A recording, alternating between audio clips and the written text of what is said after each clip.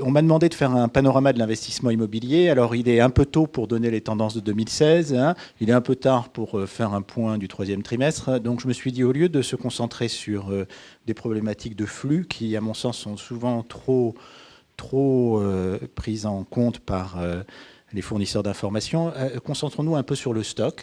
Et comme on n'est pas très nombreux aujourd'hui, autant en profiter. Donc, n'hésitez pas à poser des questions. On va essayer de faire plutôt une discussion qu'une présentation trop formelle, hein, si vous le voulez bien. Alors, j'ai juste préparé 2-3 slides extrêmement simples. Hein. Comme vous l'avez indiqué, donc je suis senior advisor au sein de l'EPRA, donc basé à Bruxelles. Hein. L'EPRA est l'association qui représente l'univers immobilier coté en Europe. Hein. Et donc, sous forme d'association, nous réunissons à la fois les sociétés foncières européennes, à peu près toutes les grandes foncières, et également les investisseurs dans ces foncières et tout le monde qui gravite autour des foncières, en particulier les analystes, les banquiers, etc., etc. Avec une vocation de faire en gros 4 types d'activités essentiellement. On est assez connu pour l'indice que nous faisons avec FTSE, l'indice EPRA qui est utilisé, je crois, par 60% des acteurs de ce marché comme un benchmark. Hein. Nous faisons aussi beaucoup de travaux de recherche dans le monde des foncières. Hein. On a développé des best practices, hein, un certain nombre de métriques qui sont largement utilisées par les foncières aujourd'hui. On en parlait juste avant de commencer. La NAV, hein, EPRA, le cost ratio, EPRA, le vacancy rate, EPRA, etc., qui permettent aux investisseurs d'avoir une approche homogène, hein, entre les différents acteurs du marché. On fait également, comme toute association dans ce domaine-là qui se respecte, de public affaires, donc du lobbying, en particulier auprès de Bruxelles. Hein. On travaille en France de manière très main dans la main avec l'AFCIF, évidemment. Et puis, nous avons beaucoup d'événements que nous organisons, notre conférence, des séminaires, des programmes plus éducatifs, des workshops, hein, qui permettent aux investisseurs de rencontrer les sociétés foncières. Donc je vais vous parler essentiellement avec cette casquette, monde immobilier coté. Donc forcément, quand je vais parler des investisseurs, même si je vais essayer de couvrir l'ensemble des investisseurs, j'essaierai de zoomer un petit peu plus sur les foncières cotées. Mais je vais aussi utiliser d'autres casquettes que j'ai. En particulier, je suis président de l'association Fidji qui a standardisé les échanges d'informations entre les acteurs immobiliers. Et j'utiliserai cette casquette de temps en temps. Alors, quand on parle du monde des investisseurs en immobilier, ce graphique-là, qui est un peu compliqué, montre justement la façon dont les choses sont devenues de plus en plus... attendez, hop, je vais me mettre sur le côté, de plus en plus sophistiquées au fil des années, avec l'introduction finalement de différents types de véhicules, de différents types d'outils qui permettent à un épargnant d'avoir accès à un immeuble. Alors, il y a toujours le monde la façon traditionnelle. Vous pouvez très bien acheter un immeuble si vous avez envie, mais en réalité, maintenant, si vous êtes épargnant classique, vous pouvez acheter des parts de SCPI, des parts d'OPCI grand public. Hein. Vous pouvez acheter des parts de foncières cotées, vous pouvez acheter des OPCVM, vous pouvez donner votre argent à une société d'assurance, une caisse de retraite, un fonds souverain ou autre à gérer, qui lui-même va avoir tout un tas d'outils à sa disposition. Et sur ce graphique-là, je n'ai mis que les éléments simples, puisqu'il y a aussi des outils de plus en plus compliqués, des produits financiers purs, des ETF, des produits dérivés, qui tous essayent au fin fond de répliquer la performance et les caractéristiques, hein, d'un investissement immobilier direct, hein, soit dans un secteur, soit dans une géographie donnée. On retrouve finalement l'ensemble des 65 fiches qui sont dans le guide immobilier. On va le retrouver dans ces différentes boxes, hein, dans des différentes boîtes, pardon. Et la façon dont je pense qu'il faudrait, peut-être pour le prochain guide d'ailleurs, l'année prochaine, hein, il faudrait peut-être plus classifier justement en fonction des typologies d'acteurs parce que les caractéristiques sont assez différentes. Je pense maintenant... on sépare les asset owners des asset managers, enfin, ou des fund managers, hein, de plus en plus. Hein, et dans le monde immobilier, les sociétés foncières ont aussi un rôle à part. Donc au moins, les trois grandes catégories, la verte, la orange et la rouge, hein, ça serait bien de pouvoir les différencier dans le futur. Donc, je disais, je m'intéresse au stock et je vais m'intéresser au stock à deux endroits différents. D'un côté, ce qui est détenu par les investisseurs... Hop, pardon, alors si je sors du champ de la caméra, ça va être difficile. D'un côté, ce qui est détenu par les investisseurs institutionnels, hein, donc le bas, ici. Et puis, de l'autre côté, exactement le stock qu'il y a chez les assureurs, chez les caisses de retraite, etc., etc. Alors, regardons dans un premier temps, hop, il y a beaucoup de chiffres sur ce graphique, mais c'est juste pour vous donner quelques indications.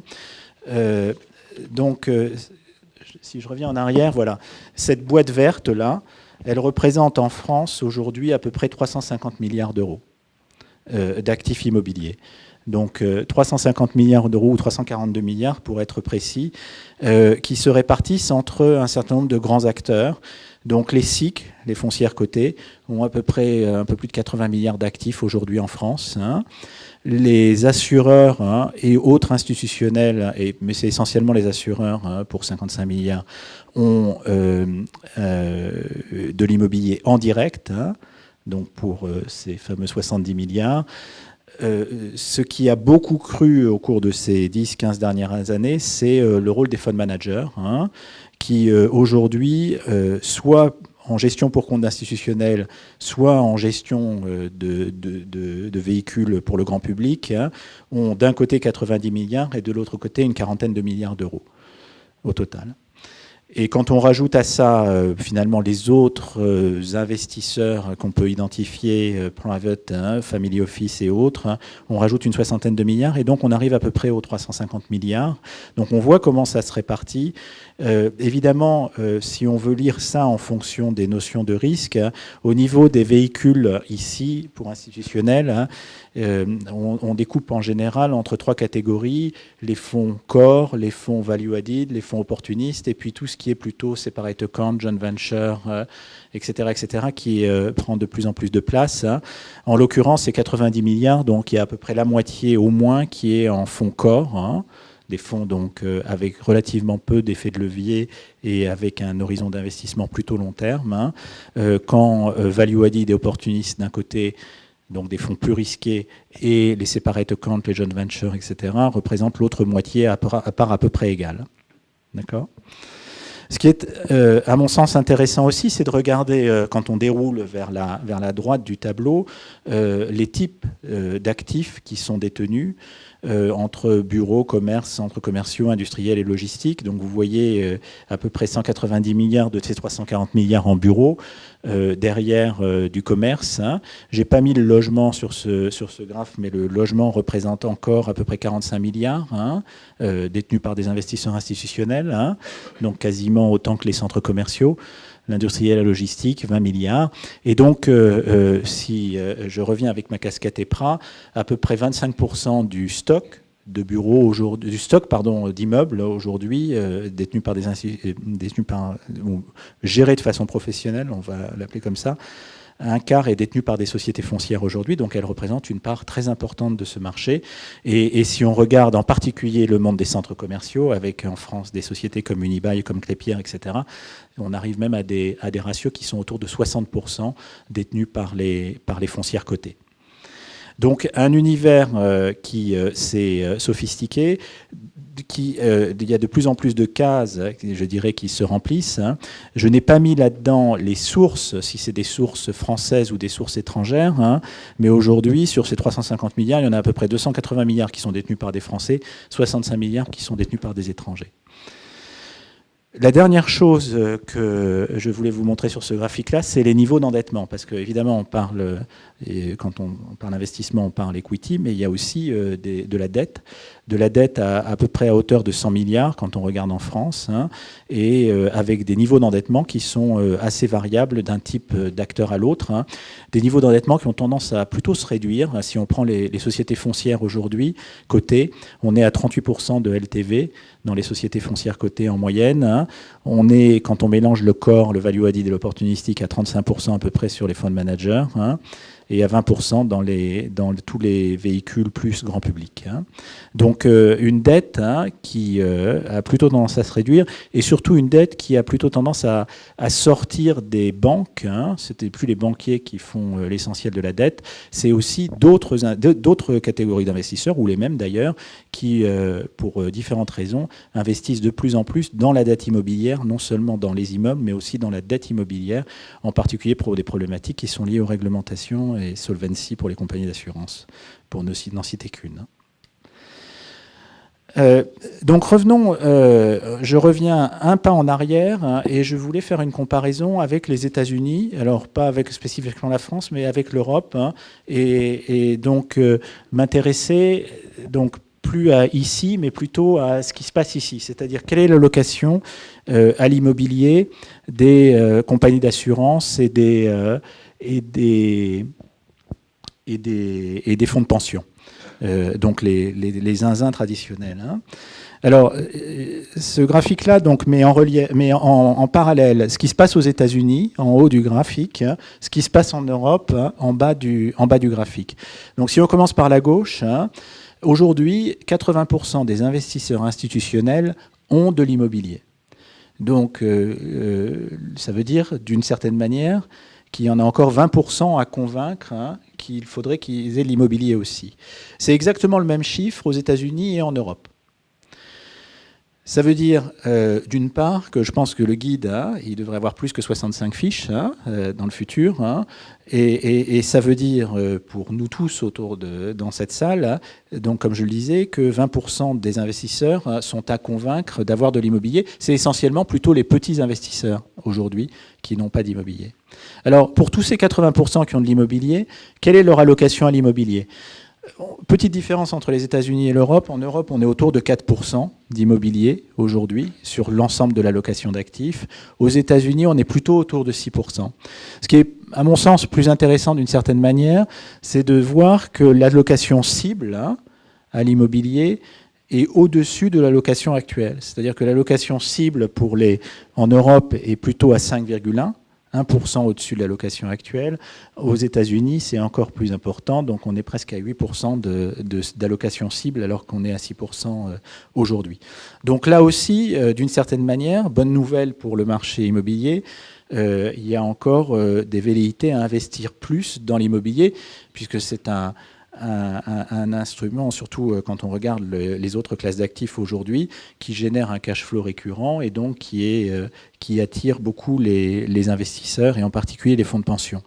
C'est d'ailleurs l'explication entre les 6% aux États-Unis et les 4% en Europe, c'est le rôle des fonds de pension aux États-Unis. Une des grandes différences, à mon sens, entre les États-Unis et l'Europe, c'est quand les investisseurs ont décidé d'avoir de l'immobilier, vers quoi ils se tournent? Est-ce qu'ils achètent des foncières cotées? Est-ce qu'ils investissent en direct, hein, ou est-ce qu'ils achètent des fonds non cotés? Alors, de mon point de vue EPRA, donc pour regarder ce qui se passe dans le monde du coté, aux États-Unis, presque 40% des investisseurs aujourd'hui achètent des sociétés foncières cotées dans leur allocation immobilière. Ce qui est assez différent en Europe, hein, puisque c'est moitié moins. On est à 20% d'investisseurs institutionnels qui ont de l'immobilier coté.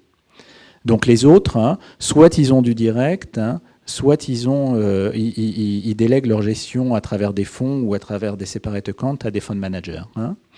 Donc il y a un travail d'éducation à faire, et cette part de 40% aux États-Unis, elle croît d'année en année. Donc il y a un travail d'éducation à faire assez important vis-à-vis des investisseurs institutionnels, en leur disant investissez dans l'immobilier coté, parce que c'est un bon proxy pour l'immobilier. C'est d'autant plus intéressant que finalement les 20% qui ont déjà choisi d'avoir de l'immobilier coté, c'est plutôt les gros investisseurs. Si vous prenez le fonds souverain norvégien, ils ont plus d'un quart de leur allocation immobilière en immobilier coté. Si vous prenez PGGM, c'est plus de 40% de leur allocation immobilière en immobilier coté. Et alors qu'a priori, c'est plutôt les petits investisseurs qui auraient plus de difficultés à avoir accès au marché, qui auraient besoin de plus de diversification, qui devraient se tourner vers l'immobilier coté. D'autant qu'une fois que le choix d'avoir de l'immobilier coté est fait, on est à peu près à un tiers de côté, et ça c'est le même chiffre aux États-Unis et en Europe, un tiers de côté, 2 tiers de non coté, 2 tiers de direct ou de non coté. Donc, ce qui est, avec les exemples que je vous ai donnés, reflète assez bien la réalité. Donc, vraiment, plutôt des bonnes nouvelles pour l'immobilier, puisque des allocations qui ont plutôt tendance à augmenter, une allocation cible qui est au-dessus de l'allocation actuelle, et encore des investisseurs à convaincre. Alors, je parle immobilier coté, donc je vous montre un peu l'évolution de la capitalisation de marché. Alors, c'est l'indice Europe. Donc, on est un peu au-dessus de 200 milliards d'euros de market cap aujourd'hui en Europe.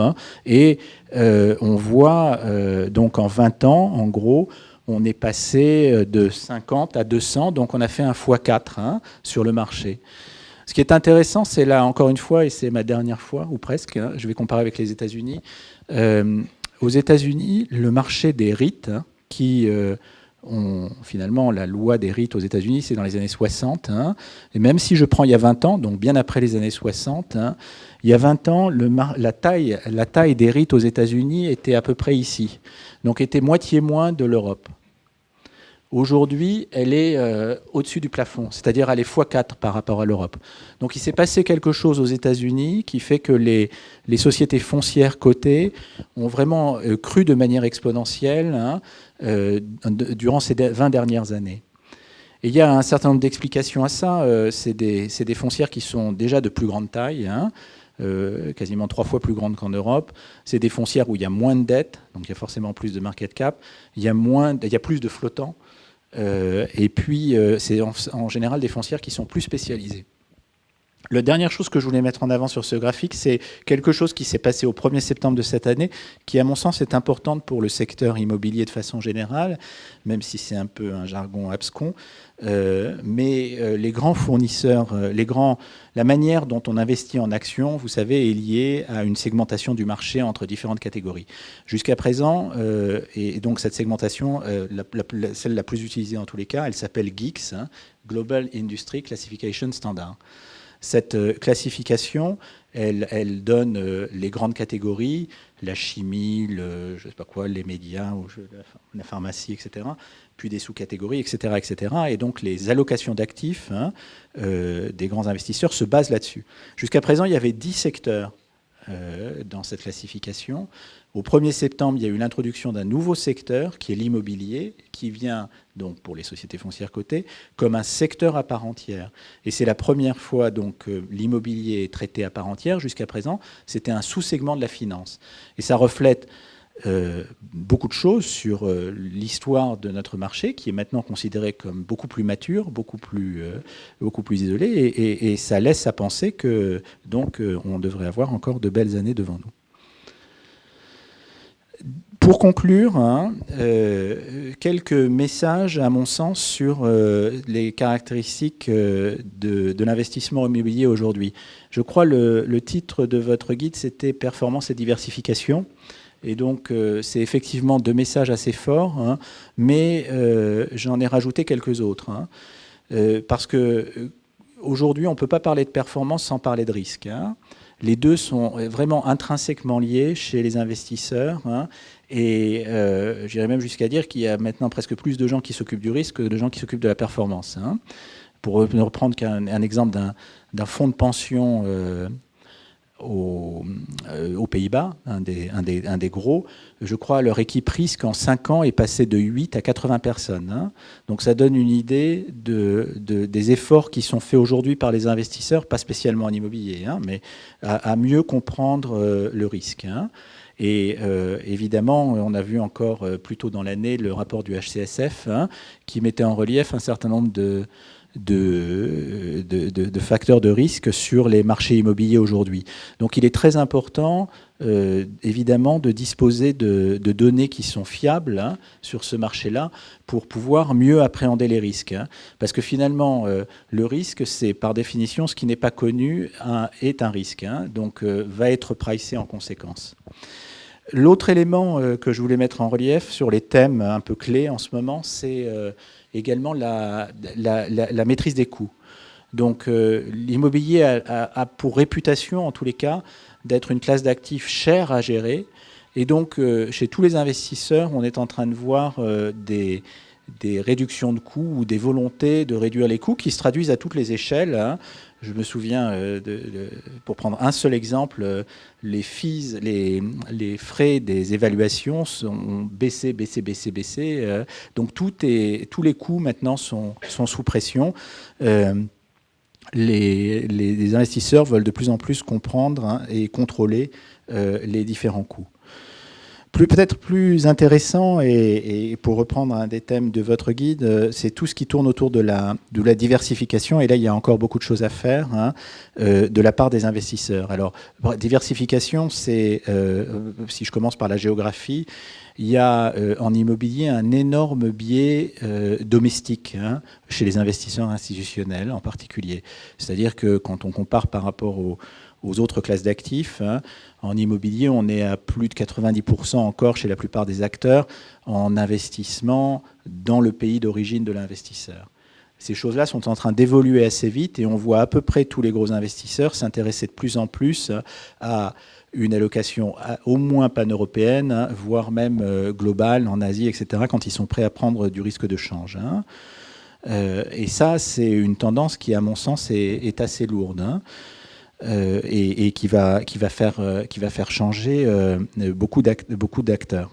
Donc, je vois beaucoup d'investisseurs. Alors, sans tomber dans les plus internationaux aujourd'hui dans le monde, c'est les Pays-Bas, puisqu'ils ont énormément d'argent à gérer et un marché domestique très petit. Donc alors c'est presque l'inverse, c'est 80% en dehors des Pays-Bas, 20% aux Pays-Bas.